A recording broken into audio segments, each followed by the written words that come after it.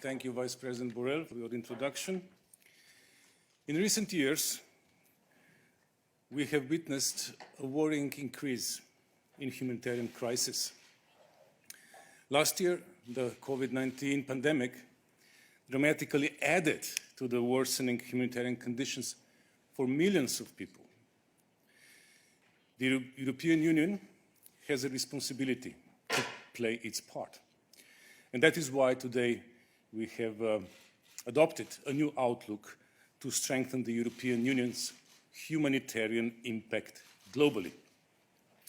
For some time already, the European Union, together with its member states, has been the world's leading humanitarian donor.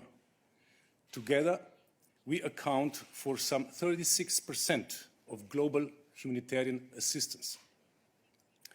However, our humanitarian aid is now facing an unprecedented set of challenges, exacerbated by the ongoing pandemic.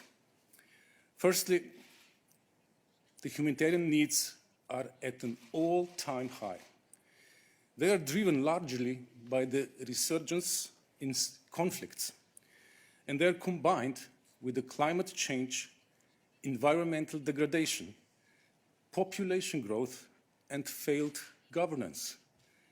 COVID pandemic has only exacerbated these. And the additional bad news is that these needs are projected to rise further. Secondly, and not much less worryingly, the gap between humanitarian needs and the resources available is increasing. A few donors have substantially stepped up their efforts in recent years.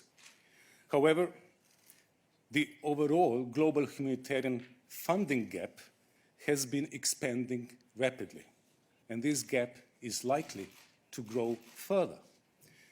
Also upsetting, global humanitarian funding continues to rely heavily on a very limited number of donors. In 2020, the top 10 donors accounted for 83% of reported funding. This is not sustainable. Thirdly, we are facing increasing impediments to humanitarian aid access. Almost on a daily basis, we are witnessing basic norms and humanitarian principles being challenged as rarely before. And this is making the delivery of aid more difficult and dangerous. Direct and often deliberate attacks by belligerents against civilians, humanitarian workers, hospitals, and schools in violation of international humanitarian law are increasing. Therefore, in order to address these disturbing challenges, the EU must give a renewed impetus to its humanitarian action. With this communication, we are setting out how the EU can show leadership and step up to these challenges, together with member states and with our diverse humanitarian partners and other donors, so that we can more effectively address the growing humanitarian needs and support a better enabling environment for the delivery of principled humanitarian aid. I will outline key actions that we propose to best address these pressing challenges.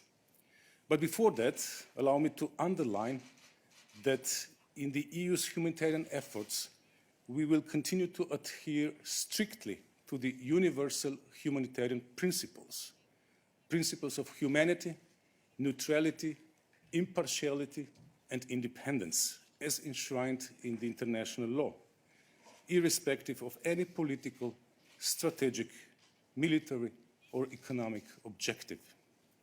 Also, as a matter of principle, the continued integration of protection of people caught in crisis situations will remain a strong feature of our humanitarian aid. This includes prevention, mitigation, and response to sexual and gender-based violence and sexual exploitation, abuse, and harassment. Likewise, the EU will continue to put a strong focus on supporting child protection and education in emergencies, in particular access to education for girls in a humanitarian context. It will continue to allocate at least 10% of its annual humanitarian budget to education in emergencies. And finally, effective multilateralism will remain central to the EU's humanitarian action. The EU will continue to rely on a strong network of diverse partners.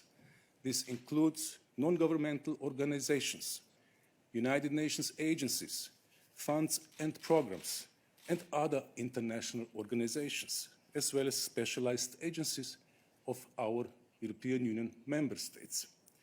For a global donor, like the European Union, cooperation with these diverse partners is essential to make the difference on the ground. So these are the key principles that remain unchanged because they are as relevant as ever. Now, the key action that we propose. First, how to address the growing needs by boosting efficiency and capacity. We will aim for more efficient use of resources we have. We will do so mostly by promoting flexible funding practices, by leveraging innovation and capacities. We will also step up EU support to local responders. In this view, we will prepare for the events where we can do more ourselves directly. There may be situations in which there is a clear added value for the European Union to intervene by mobilizing additional capacity for response. One example for that is the last year's humanitarian air bridge, and we will build on this experience. When traditional humanitarian delivery mechanisms via our partners or their capacities may be lacking, we will fill in the gap. In this respect, we will set up a new European humanitarian response capacity. With it, we will ensure that the European Union and its member states can deliver life-saving aid swiftly and efficiently. This capacity will function in complementarity with the Union Civil Protection Mechanism, and operationally, it will rely on the support of the EU's Emergency Response Coordination Centre. Second, we need to address root causes by stronger humanitarian, development and peace synergies.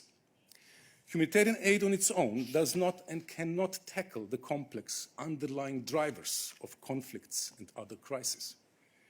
Experience has taught us that we need to tackle the root causes of crisis in order to resolve or prevent them. The EU will therefore scale up its response to the growing number of protracted emergencies. We will do so by closely delivering together with development and peace-building actors. With such synergies, we will also put a stronger focus on climate impacts. We will do so by further bolstering climate and environmental resilience of vulnerable populations in the most disaster-prone countries and regions. And in particular, we will scale up the usage of anticipatory approaches to humanitarian action.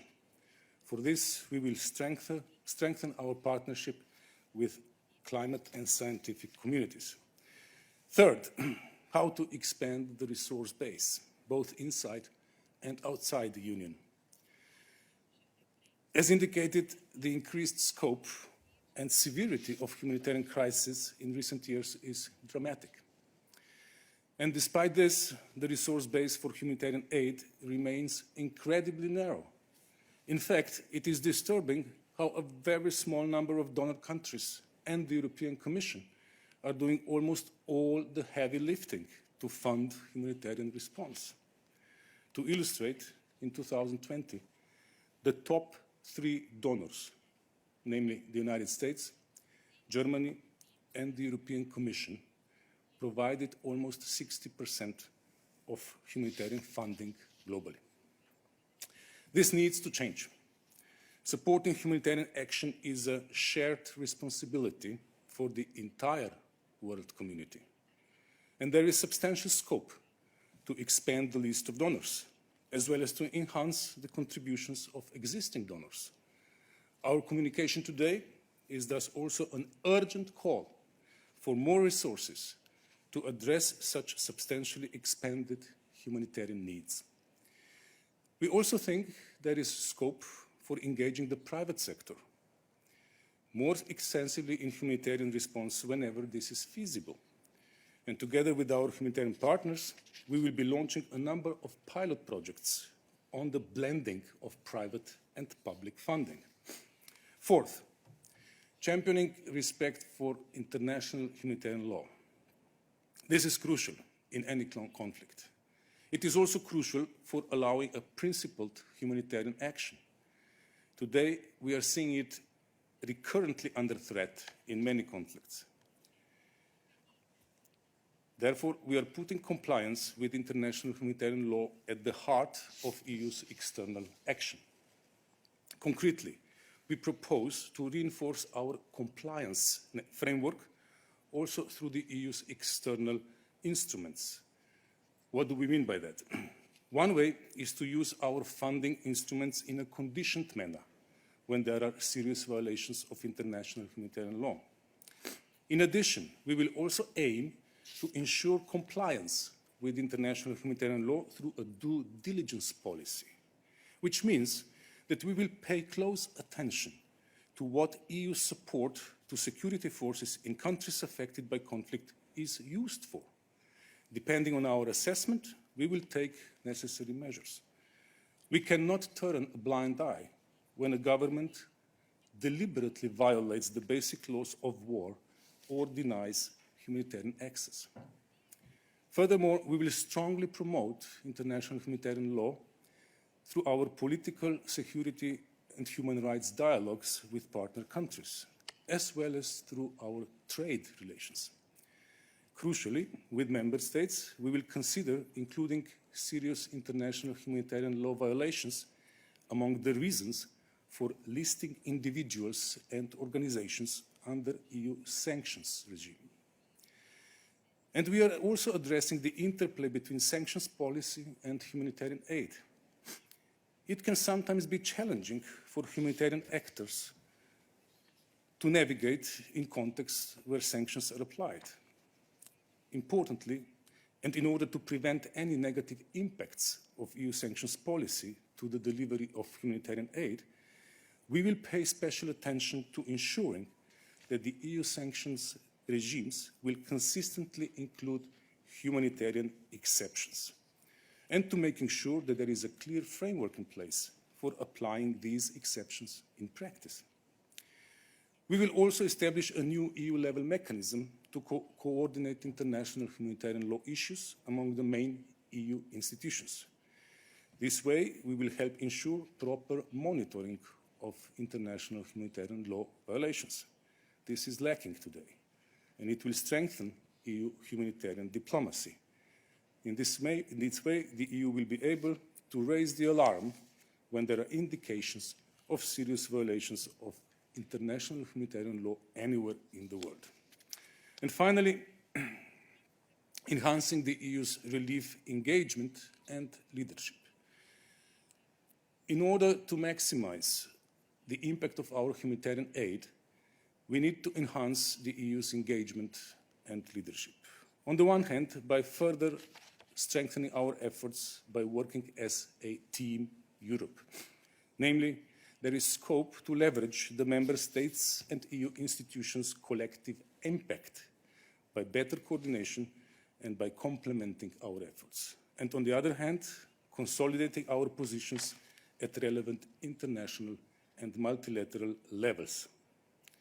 In today's challenging geopolitical environment, it is key that the European Union continues to play a proactive role in international dialogues on humanitarian affairs. In this respect, I'm pleased to announce that we intend to organize the first ever European Humanitarian Forum this year. To conclude, the recent Eurobarometer findings show that European citizens perceive our humanitarian aid as a concrete expression of EU solidarity, which is one of our fundamental values.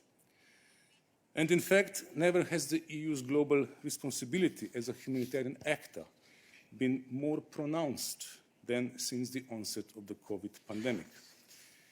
Against the backdrop of growing humanitarian needs and limited resources, and in line with our founding principles and values, I firmly believe that the EU must continue to lead by example. Thank you. Thank you very much, Commissioner. So now I open the floor for questions, and I see a few hands raised. I will give the floor to Vince. Please introduce yourself and your media. Thanks.